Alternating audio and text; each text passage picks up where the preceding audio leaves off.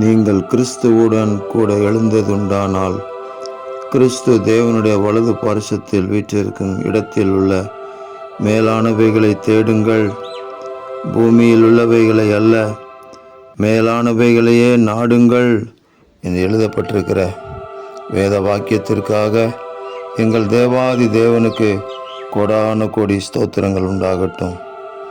பூமியில் உள்ளவைகளை அல்ல, மேலானவைகளையே நாடுகிற கிருபை, பரலோக ராஜ்யத்தின் ரகசியங்களை அறியக்கூடிய கிருபை, தேவ ராஜ்யத்தின் வல்லமையையும் மகத்துவத்தையும் இந்த பூமியிலே வெளிப்படுத்தக்கூடிய கிருபையை நாங்கள் தேடுகிறோம்.